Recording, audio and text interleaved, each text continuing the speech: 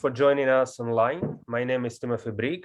I'm assistant professor at Kyiv School of Economics, and we broadcast from Kiev, from Ukraine, during the time of this terrible and devastating invasion. Nevertheless, we Ukrainian academics, we want to preserve our academic life, to produce knowledge, to discuss knowledge. So we decided to invite our colleagues and world-leading intellectuals to talk with us about most pressing issues about Ukraine, international relationships, political science, world economy. So we have had many interesting guests. We will have more guests in the future, but today we have a very special guest. It's Kelebogile Zvobgo, and she is assistant professor, but also she's a founder and director of International Justice Lab at Global Research Institute at Williams and Mary College. So thank you very much for being with us today. This is always, an honor to have such a distinguished guest, and we agreed that we can talk about your expertise, which is international relations and justice, and we labeled our conversation as justice for Ukraine. But I just wanted to start with maybe it's a very broad question, but this is just a segue to this conversation. Obviously the whole world is watching this terrible war, and a lot of Ukrainians are suffering, and everyone here, every day I hear that people are saying justice, we need just this war. People would say that we are fighting a just war. So people use justice in many different ways, and I think that quite a lot of Ukrainians, they look at it through the lenses of war crimes. Yeah? People just obviously are not happy with war crimes, and they want another side to be punished for that. But I guess that from the perspective of international relations, we can also say, that governments do not, they also have to be punished for wars, etc. So there are so many questions. How can we even start this conversation? What does justice mean for different actors, for civilians, for governments, for scholars? So can you just broadly reflect on that, and maybe we can then keep up with the conversation. Hi, thank you so much for having me. It's really an honor to be able to be in conversation with you and to speak in solidarity with you all and with the Ukrainian people. When we talk about justice, colloquially in a US context, a lot of the time what we're really talking about is criminal accountability, right? And so I want to distinguish accountability from justice. And part of why I do this is because a lot of my past and current research focuses on transitional justice, which is a set of judicial and non-judicial measures that are implemented in a range of contexts to address political violence. Often, this is historical political violence or recent past. So that's why there is this qualifier, transitional justice. But also, we can see these different mechanisms, truth commissions, reparations, judicial reforms, legal reforms, trials, etc. These can happen inside or during political transitions as well as outside of transitions. And so when we think of transitional justice, some ready examples come to mind, like after Pinochet, or South Africa after apartheid, Guatemala after the internal armed conflict, Timor-Leste after the occupation by Indonesia and the related armed conflicts, etc. So these are more traditional or paradigmatic transitional contexts, transitional justice settings. But we'll also see some of these trials, human rights trials, reparations programs, truth commissions, et cetera, outside of transitions. And so we've even seen transitional justice mechanisms outside of democratic regimes, and also within established democracies like the United States, which is grappling with its own historical and contemporary political violence, which in a US context means racial violence. And so coming from this background of transitional justice, we acknowledge that there is no singular modality that's going to help countries recover from political violence. And so you need to these multiple mechanisms, which are complementary, which are mutually constitutive and reinforcing. So transitional justice, we think as having 4 pillars: truth, justice, reparation, guarantees of non-repetition or non-recurrence, which scholars and practitioners operationalize to mean institutional reforms. And so when I think of justice, I think of these 4 things: truth, so acknowledgement, education, information sharing, information disclosure, memorialization. When I think of justice, I think of trials of perpetrators. I think of sentences being vacated for people who were wrongly convicted, right? I think of judicial reforms. When I think of reparation, I'm thinking of economic and symbolic reparations made to collectives and equally to individuals. And we can talk later about some historical examples of state-to-state reparations, because that's something that could be relevant in the Ukrainian situation. And then lastly, guarantees of non-repetition or institutional reforms. So legal reforms, reforms to electoral systems, things like that. And then, there's everything else that doesn't quite fit neatly into these 4 pillars. So thinking about services like victim rehabilitation, counseling, these types of things. And so I really want to invite people, when we're talking about justice, to just focus on accountability, which is what we can get through courts. It is important, but it is not the only path. And to really be able to remedy not just individuals, but entire communities and countries, a more comprehensive, holistic approach is needed. Now, onto your, you talked about war crimes, which would be something that is addressed in the courts. And there are a range of international legal responses to the war in Ukraine. And so we have initiatives at the International Criminal Court, as an example, and then also for human rights more general, and also not just war crimes, but the chief prosecutor is investigating allegations of crimes against humanity as well as of possible genocide. And then at the European Court of Human Rights, looking into violations of human rights of Ukrainian citizens. And so these are some of the other, these would be addressed internationally through courts. There are a lot of challenges about that, so I'm happy to talk more about that. But everyone has a role to play: governments, civil society, citizens, in all of these venues for justice internationally, in a accountability, especially a criminal accountability sense, and also these other forms that I discussed. Yeah, thanks. This is actually very interesting, and you have stressed several times while talking about this topic. You've mentioned transitional justice many times, yeah, and obviously this is your expertise. I've checked some of your texts and other video presentations, but can you just define what it means for our audience? And in a broader sense, I wonder to what extent this is relevant to Ukraine, yeah, because transitional means that something is in transition, yeah, so the government, let's say, doesn't function, so we need some alternative institutions. But what we see here, that Ukrainian government is functioning, is still functioning, yeah, so we have the parliament is working, the president is working, infrastructure works, police works. So it seems that a lot of institutions are working. So I wonder, when exactly do you think countries they have this necessity to apply transitional justice, and when it's better to have other forms of institutions and justice?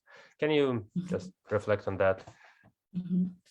Yeah, thanks so much for that question. It's an important one. So transitional justice, its origins, before we had the full name called transitional justice, really has its roots in the 70s, 80s, and 90s. in South America, in Central and South America, and also in Europe. And so we have case law from the Inter-American Court of Human Rights, the European Court of Human Rights, and the then Human Rights Commission, establishing particular, and these were made concrete in the 1997 Joignet Principles. And so there were 3 rights that were expressed, and these are victims' rights: the right to know, so truth, the right to justice, specifically accountability, and the right to reparation.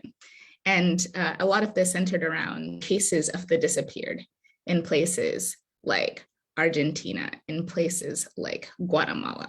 And so transitional justice at the very, very, very beginning was a set of individual remedies that you, if your relative was disappeared or killed, or you were imprisoned and tortured, that you had specific rights that you should be able to assert in court and to have those granted by the government. So information about what happened to you or to your loved one, right? Justice, so accountability for the perpetrators, and then to reparation. Later, from this group of 3 was added a 4th item, which is guarantees of non-repetition. Because what is the point of establishing truth, awarding justice, and granting reparations if there are no procedural and legal safeguards against this happening to you or someone else in the future? Now, this framework, again, which is being developed incrementally in courts, starts to then be applied to entire countries. And that's where you start to have a lot of the challenges, because people can be dissatisfied how a process is conducted. But remember, these were supposed to be individual remedies. So for people in Ukraine, not every single person is going to get truth for their specific case if they were harmed. Not every person is going to get criminal accountability where they are able to be a plaintiff in a case against, let's say, Russian soldiers, right? Or Ukrainian separatists in the eastern provinces, right? Not everyone is going to get reparations. Not everyone is going to get a guarantee of non-repetition. And so that's the big challenge. That's true when countries' political and legal institutions are functioning well, and equally to when they're not functioning well, right? And so there are countries that have, functional institutions, but would still like to implement transitional justice processes, as they can be temporary and are very distinct from other parts of government. So let me talk about truth commissions, which have really been at the center of my work for the last decade. So truth commissions are, using conventional definition introduced by a transitional justice practitioner, Priscilla Hayner, now, decades ago, but which we use also as scholars, is that it is a temporary body created by a national government to investigate events in the past, to establish a pattern of harm over time, and to do so while engaging the affected population. And that is a truth commission. These bodies tend to have a mandate of maybe, 18 months, 3 years. They're temporary. And their job to establish a comprehensive narrative on the past as designed by the people who create the commission. So it could be, the 11-year civil war in Sierra Leone. That was the mandate of the Truth and Reconciliation Commission in Sierra Leone. It can be, 4 decades of conflict, as was the case with the Historical Clarification Commission in Guatemala. And so they have these different mandates. And so they receive testimony and solicit testimony from victims' families, from survivors, from experts, from perpetrators.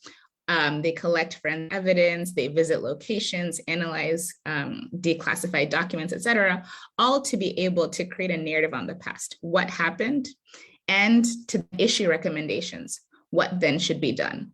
That's very different from many existing institutions of government. And so even with a country such as Ukraine, which has been able to, whose government agencies and bodies have been able to continue to administer their mandates and to do their work, types of bodies can be very helpful.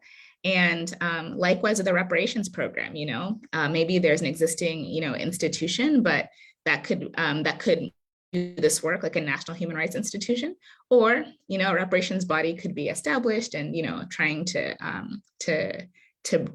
repair the harm that people have experienced. And so transitional justice tools can be used outside of political transitions, even in countries where institutions are functioning. But we often see it in the majority of cases is in transitional periods where you're trying to reestablish democracy, trying to reestablish law, right? Where it's going to take time, let's say, to have trials. And so in the meantime, to reestablish the legal system, judicial training of judges, all of that stuff. But in the meantime, let's have a truth commission to start the evidentiary, to begin evidence collection, to create the normative and the evidentiary basis for trials, for reparations, for all of these different things. Very challenging, though, in the Ukrainian case is that it's not Ukraine investigating Ukraine, right? This would have to be Ukraine investigating to a degree Russia. And, if there is an unwilling party, definitely creates challenges for how much truth can be assessed, for how much accountability you might have, and for who might pay or really not pay reparations. Yeah, exactly. So I think your closing point was very much important, because now we're talking about the war and different parties involved.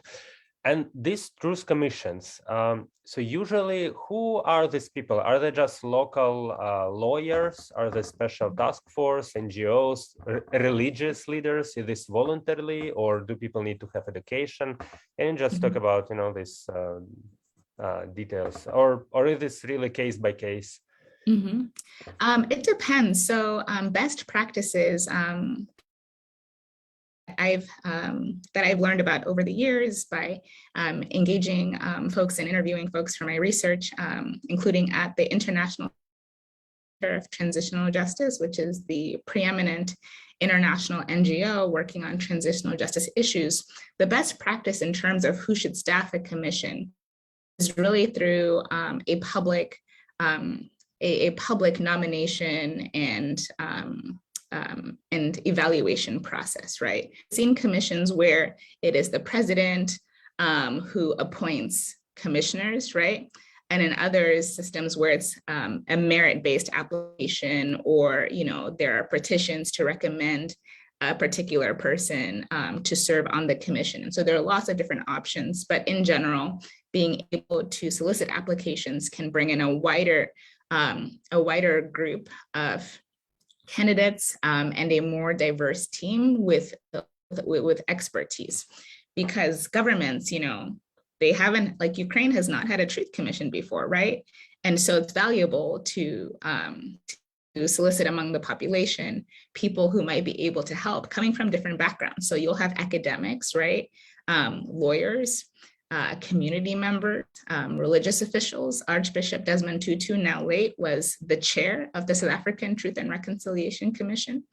I'm thinking also of, places where representatives of victims organizations have been commissioners. And so it really depends on the context, but some type of merit-based application is really valuable, not just, people who are well-known, but maybe don't have expertise to serve in these key roles.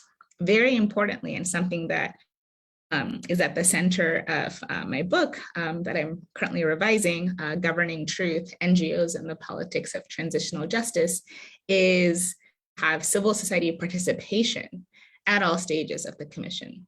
So in the design of the commission, in its operation, in the report writing, and then also after the commission concludes with the implementation of recommendations. In fact, I find in my work that you're not likely to get success at each of these different stages or these steps in the transitional justice life cycle without heavy involvement of civil society And in fact, I argue that it is civil society that drives these processes. And so if there is to be a truth commission in Ukraine, the impetus will be coming from victims organizations, from lawyers, lawyers guilds, from women's groups, from all of these different organizations that compose civil society. And very importantly, at the design stage, to have international experts come and help with the design of the process. And so you have,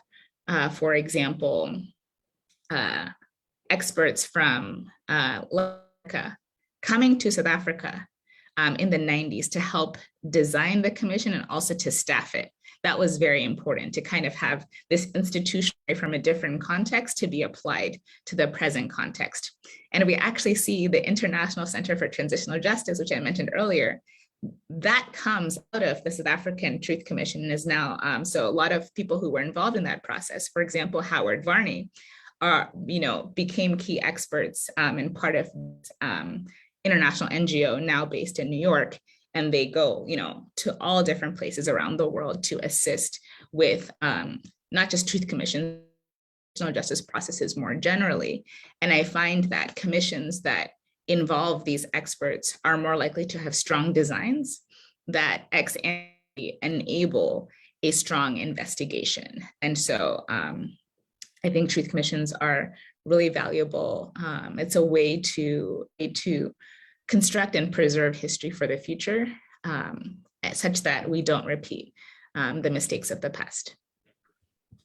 Yeah, thanks. And some of the things which you talked about, they triggered some other neurons in my head. So maybe I will be asking some weird questions. But you said something about NGOs and these groups of people, including women groups, and here in this region, in Ukraine and Russia, there were some very powerful associations, mothers of soldiers, and it is claimed that after the Soviet invasion of Afghanistan and the war, which did not go very well for the Soviet Union, that specifically these mothers of soldiers played a very crucial role in civil resistance, in addressing local and national governments, and to raising awareness about what was happening in Afghanistan.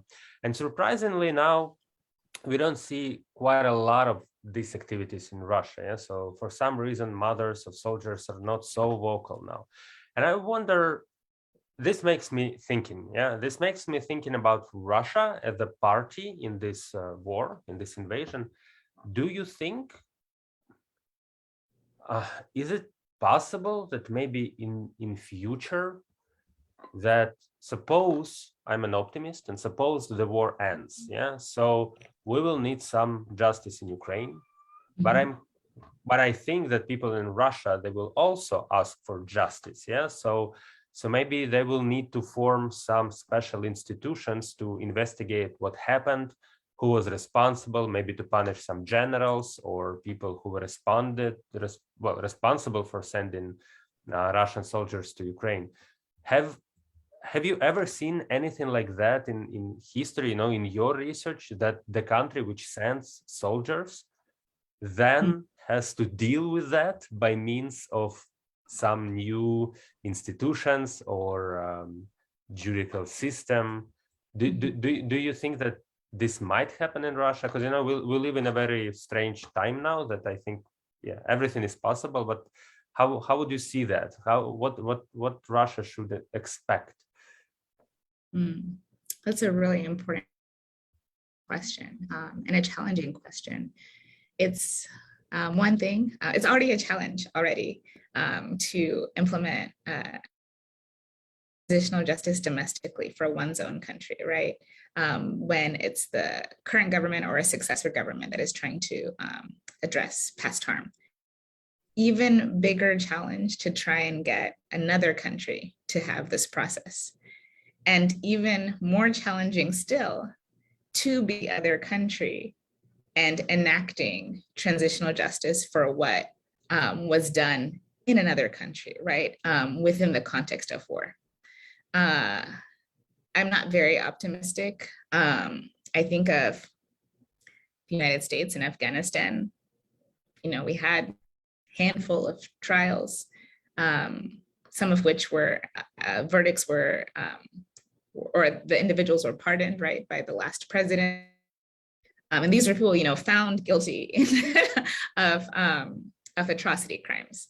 And so in terms of that type of accountability, I'm not.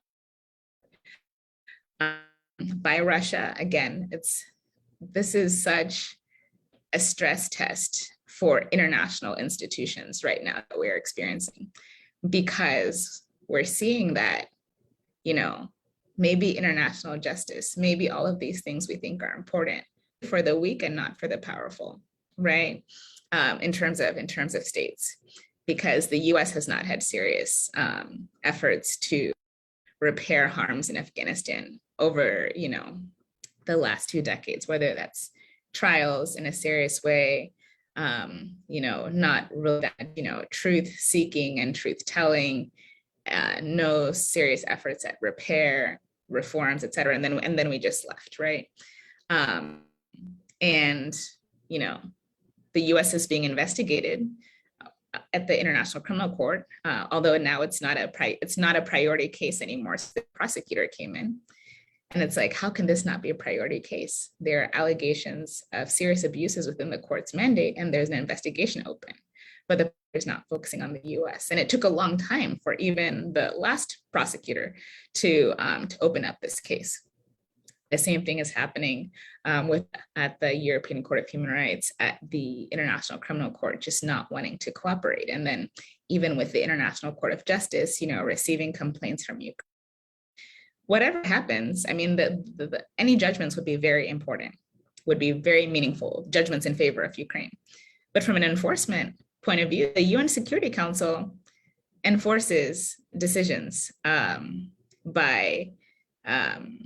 enforces decisions of the court. Russia's a member, right?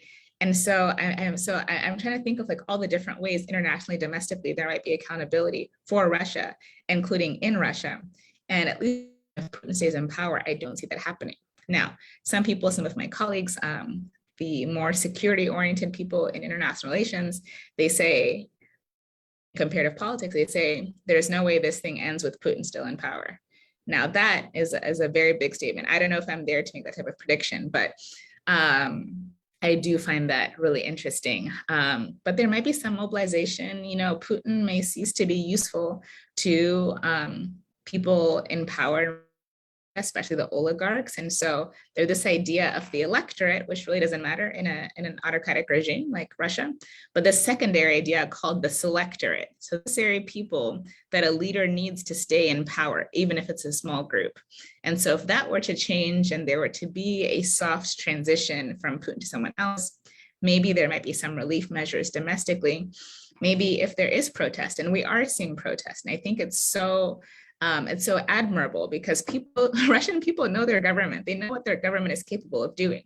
And every single time people enter into the streets, they have a very real chance at bodily harm, if not, and yet they are doing it anyway. And so to kind of circle back to your point about, the role of women's groups, especially, I mean, we've seen this, I'm thinking of the Grupo de Apoyo Mutuo, or the Mutual Support Group in Guatemala, which mobilized for an accountability during the internal armed conflict, and later was a key leader in initiating demands and winning that demand for it.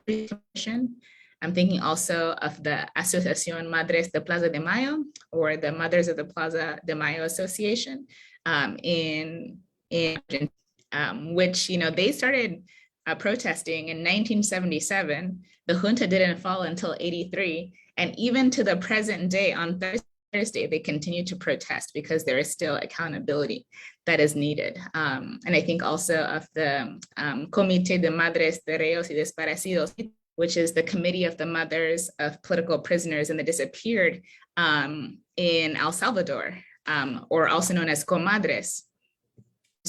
It's possible. It's impossible until it happens, really. 92, 94, like apartheid didn't have to end in 1992. Mandela didn't have to be elected, right? All of these different, it's impossible until it's done. The military, was in a very strong position in Guatemala and perpetrated most of the abuses. And until the Oslo Accords in 96, we might have thought all of this was impossible. And yet there was the transition justice measures implemented. Likewise, Indonesia being pressured to accept a referendum by Timorese saying we want self-determined independent state. Impossible until it happens. So who knows? Maybe I reserve some optimism there. If past is prologue, with respect to Russia specifically, I'm not optimistic. But if we consider the many other international cases where there has been transitional justice, effective transition, even given bleak circumstances, then maybe we have some reason for optimism. Yeah. Well, I really like this phrase, impossible until it happens. I think it's very powerful, and it really brings some optimism. And again, it triggered me to think about some other weird questions. So, you discussed that it's a big challenge to press another country. Yeah, it's another country. How can you influence them? We have very limited diplomatic and other tools. And I was quite surprised to see this strong front of economic sanctions. Again, impossible until it happens. Yeah. So right now we see this unprecedented level of sanctions, and new sanctions are coming.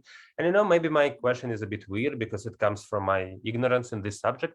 But can economic sanctions be either defined or treated as a crime? Because I know that right now in Russia, there is quite a lot of debate, that some people who don't deserve to be punished, they're punished economically, and that some people, people who did not elect Putin and people who don't want to do anything with this war, people who protest against war, they're also collaterally damaged by the sanctions, and maybe in the future they will demand some reparations for that.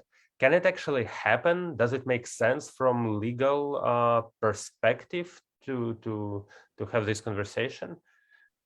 That is a very intriguing question. I want to start with how unprecedented these sanctions are. And it reminds me, and it's amazing that this is what we were talking about on the first day of class. So I'm teaching a first-year undergraduate seminar on human rights and an undergraduate seminar on transitional justice this semester. And in motivating the classes, both of them, because some students, they'll think, oh, human rights, it's all going to be nice. And, it's not going to be as rigorous as, let's say, international security or international political economy. And so to kind of get them prepared, because are hard. I'm a tough cookie. I asked my students, what is the most fundamental norm of international relations? And, it took the first year some time because they've one semester, but then the seniors, they've been in college. This is their last semester. And so, we get to this idea of, territorial integrity of the state and national sovereignty over domestic affairs. That's the most fundamental norm of international relations. And the one thing we make exceptions for is human rights, right? So when we're thinking about the establishment of the UN delegating power to an international organization, that came after the Shoah, the Holocaust, and World War II more generally, right? When we think of European Union, right? Fundamentally, European Union is not about economies, it's about conflict prevention. Said to make war not only unthinkable, but materially impossible. That's why you then tie up economic industries to make war not only materially impossible, to make war not only unthinkable, but materially impossible. And so we think of all of these different things that are designed to support this most fundamental norm: territorial integrity of the state and sovereignty over domestic affairs. Now, this norm has been transgressed in Eastern Europe by Russia in recent years. So thinking back to Georgia, South Ossetia and Abkhazia, and then thinking, of course, about Crimea, and then Donetsk and Luhansk, and now the full-on war. And I think these sanctions have always been necessary, but I think even more so because the international community strongly created permissive conditions for this war to happen. Because if the international community had said Russia in 2008, which incidentally at the time, John McCain, who was running against President Obama, he wanted to address the situation and it was a little bit too close to the election. It got swept under the carpet, but that was allowed. And then Russia again, and then Crimea, and then Donetsk and Luhansk. So the international community has created conditions that, honestly, I don't think Putin was expecting this, and I don't know about you all in Ukraine, but, in the US, I was surprised by how active the US and how strongly it leveled sanctions against, an adversary, yes, but still a major player that, kind of navigate around. And so that was notable. And so I think this shows some of the international communication to maintaining those norms in the context of Ukraine, because what happens in Ukraine is going to matter for other Eastern European countries that are really, and also for other major powers that are isolating themselves from international governance and governance institutions. So I'm thinking of China as well, the same implications for Hong Kong, Macau, Taiwan, et cetera. Now, to the heart of your question, there is collateral damage that is related to sanctions. And there is a degree of that not being fair. And, scholars have talked about this for a long time. Who suffer the most under sanctions regime are not the direct targets. I have not heard of any case of people being repaired for the harm they experienced because of sanctions on their country. I guess collateral damage is kind of understood to be part of the process, that in future, there would be opposition to leaders that might put a country in a situation to receive sanctions. Don't know what really venue there would be for this type of accountability. In Europe, thinking of international institutions, that there are these, people who don't deserve to be punished. But also part of it is also the point of saying, so this is kind of a bit twisted, right? But that if people are experiencing enough harm, economic harm, whatever type of harm, or they cannot travel, let's say they are on visa ban lists, then at least some of the logic first is that will motivate them to put pressure on their own government to change. Now, is that realistic in Russia? I don't know. For Putin specifically, certainly not. But yeah, economic sanctions are designed to not just pure punishment, right? It's meant to induce behaviors that are consistent with the rules, norms, and preferences of the international community. And that's what Yeah, absolutely. And I also like how you put it in a very large, broader historical context, but also possible implications for other countries. What kind of signals we send by doing sanctions. Yeah, it's very important. And so we discussed, these big ideas about how sanctions influence countries and also what kind of signals they send.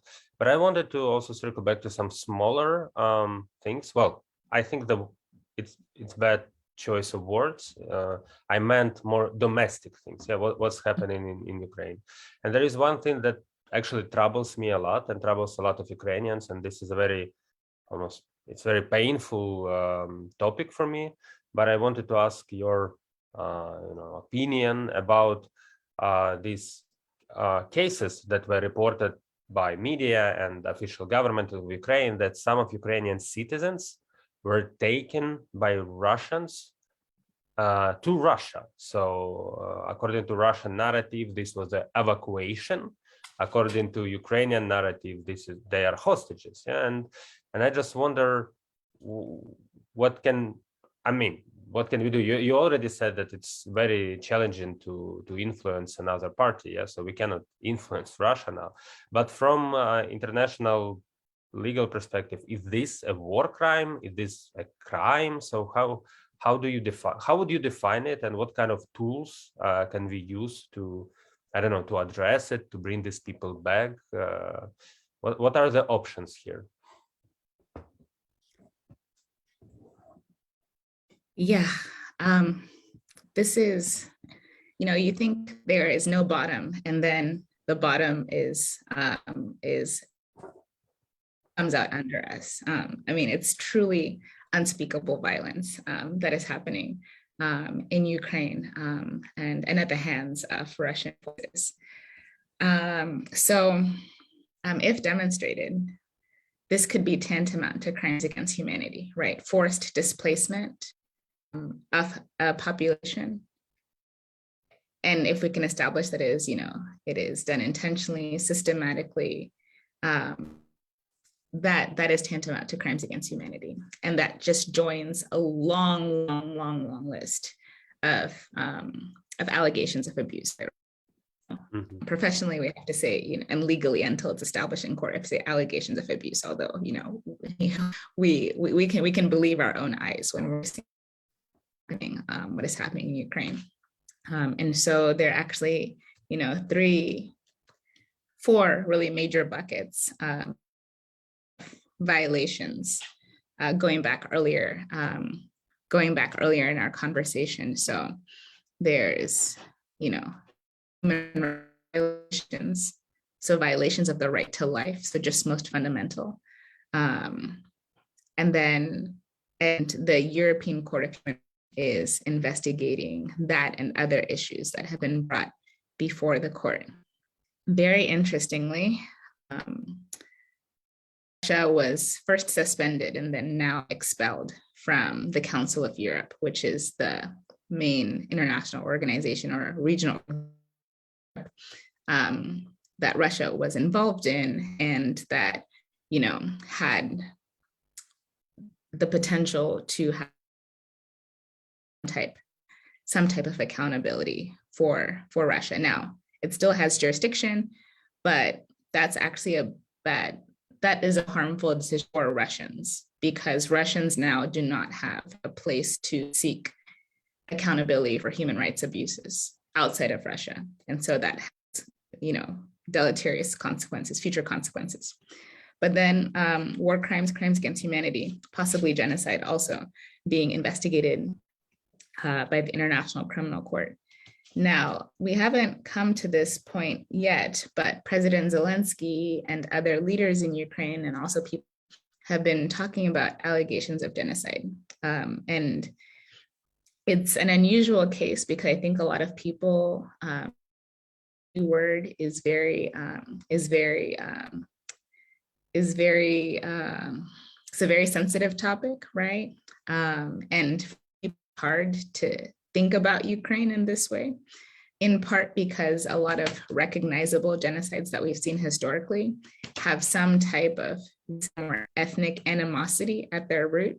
I don't think that is the case. That is the case here, because also ethnic Russians and Russian speakers are also being killed, right? And so it's not as simple. Let's simple, and I mean that just descriptively, not normatively. Simple case. So there's that component. But genocide is of abuses. It's not just killings. That's very important. It's not just killings. A set of abuses include, sterilization, really anything that would help to destroy a racial, ethnic, national, or other group in whole or in part, right? So you don't need mass killings for it to be genocide. You don't need for it to be ethnic group or a racial group being targeted. So there is this argument that could be made at International Court of Justice, International Criminal Court, and other places about the civic nation, right? Ukraine as a nation and having a distinct national identity. Putin and other leaders in Russia think is just some accident, a foreign intervention, and is not genuine or homegrown.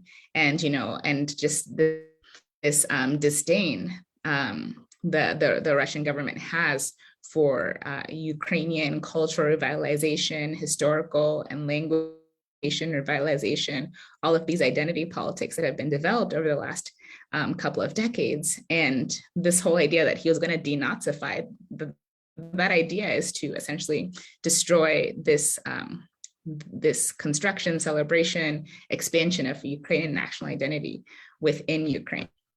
And so if lawyers and judges could establish that Putin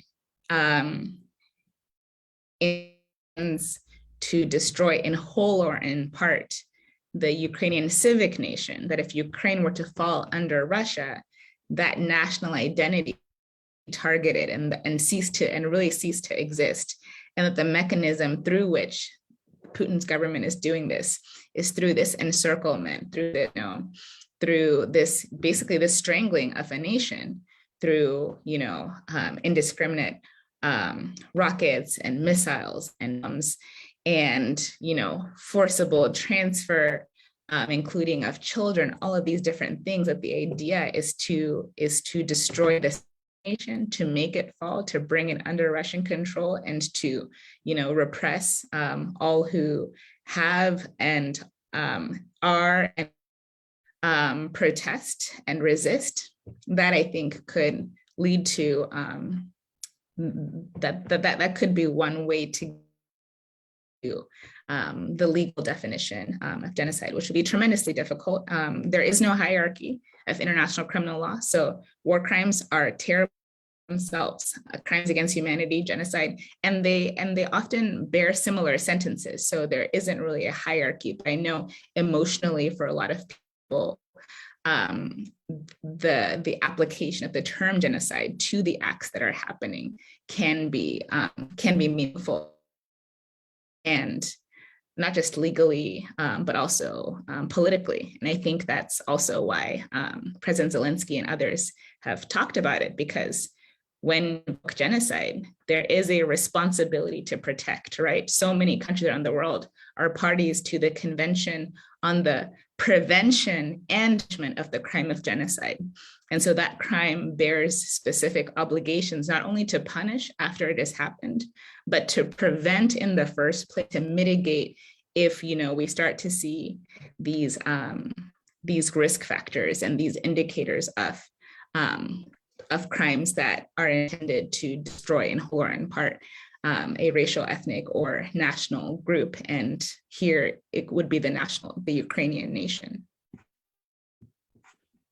Yeah, thanks for this broad overview, because I think that's exactly what is happening now on the side of Ukrainians, and specifically Zelensky. This is the argument that we are trying to push, that it is about national identity, and that Russia has attacked national identity, but also the idea of Ukrainian statehood and other civic variables. So yeah, so you're right, and it's also interesting to hear that this is a very viable and feasible argument in international courts. So I think the Ukrainian side for sure will pursue this idea to investigate it further.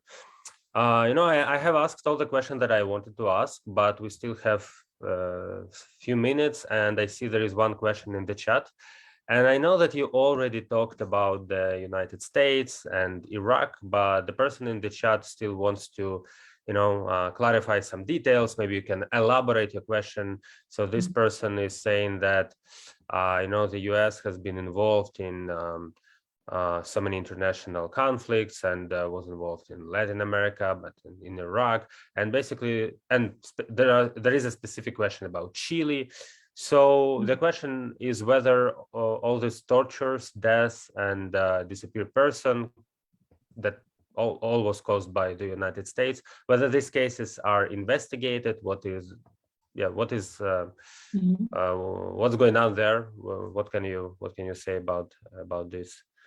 Yeah, I appreciate the question. It's an interesting one. So it kind of speaks back to an earlier idea of state to state transitional justice.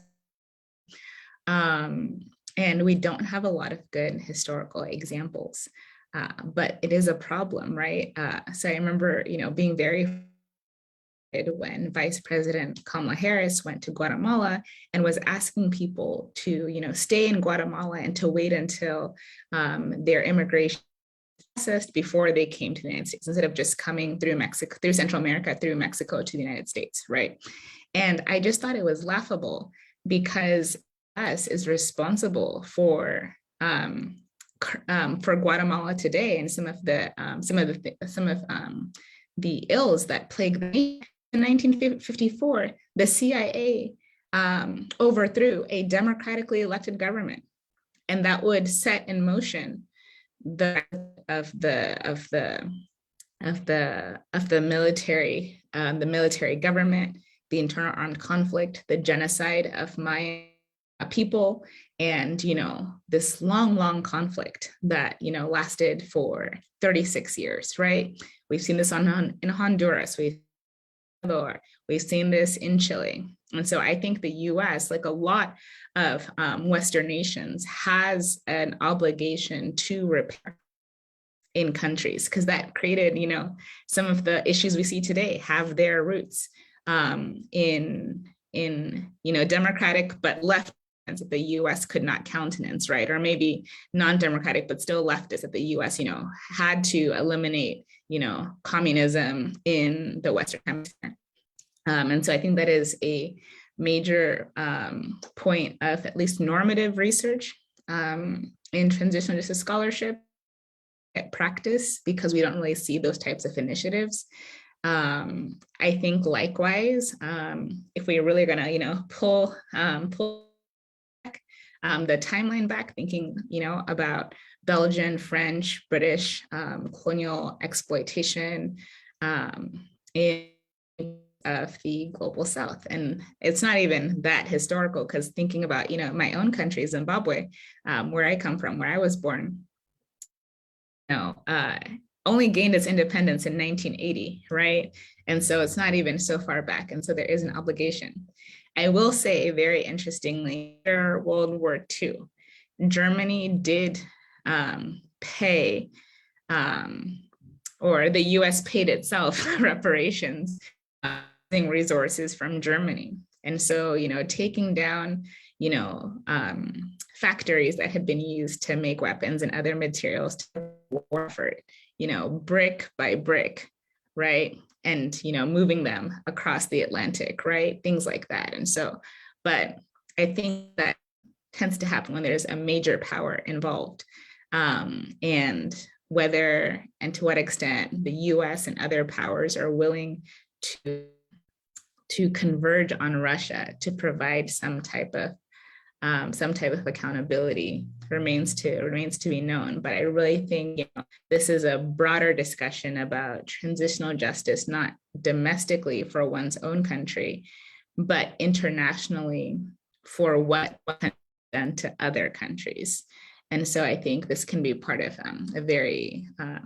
a new and important framework for thinking about human rights, because it's not just domestic governments that perpetrate harms within their countries, right? That's not the only abuses, and where some type of accountability, truth, repair, reform will be necessary, but then also what happens in other countries.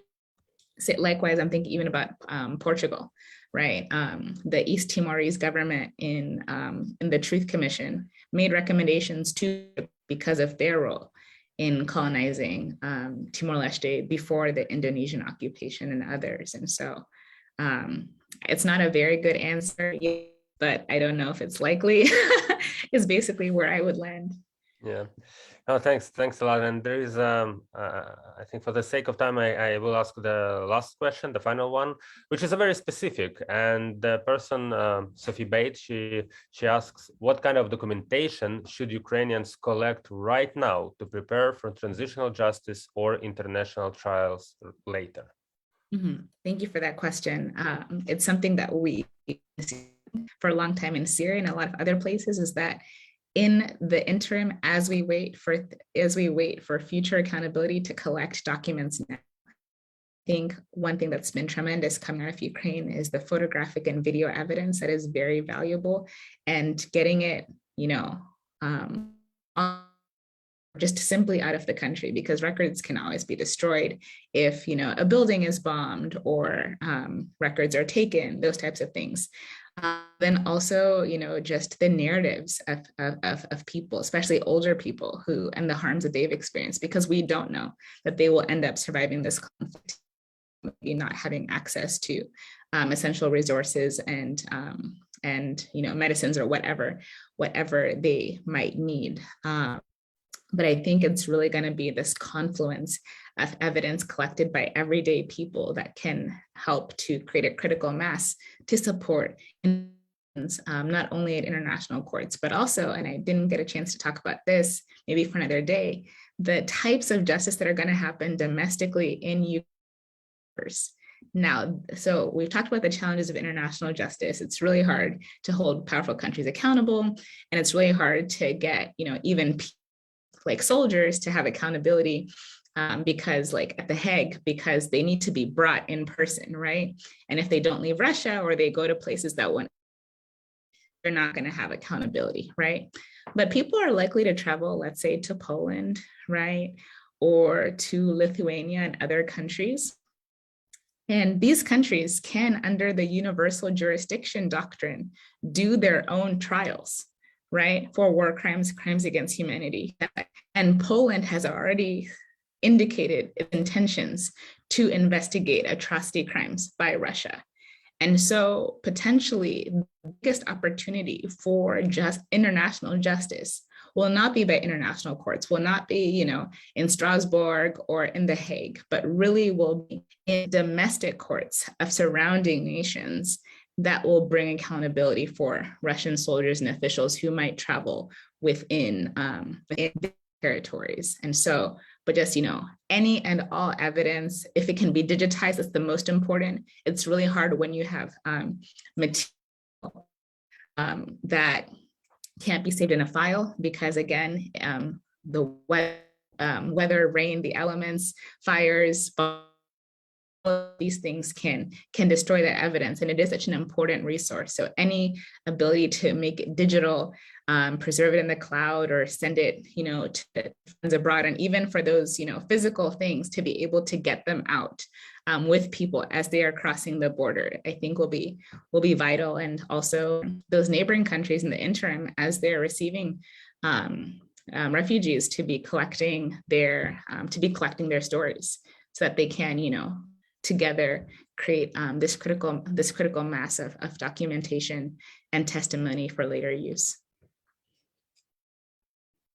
Thanks a lot. And I want to also say that as a part of these lectures, we're actually also writing down some transcripts, and then we translate them in Ukrainian language, and we publish it in some media. So we will definitely make sure that we will disseminate this information, so other people, they know what they should do. And Kelly, thank you very much for your talk, for this conversation. It's for me as an academic, it's always nice to meet a professional and to talk with professionals, but also as a Ukrainian, it's very important for me to have this solidarity and support, and to be able to maintain our regular academic life even during the airstrike alarms. So I really enjoyed talking to you for this hour. Thank you very much for sharing your knowledge with us. And yeah, I hope we can invite you later in Ukraine after everything is over, and have more conversations and presentations together. Certainly. Thank you so much. The honor was mine to series, and I look forward to being in touch, and just really wish you all the best in these extraordinarily challenging times. Thank you very much. Enjoy your day. Bye bye.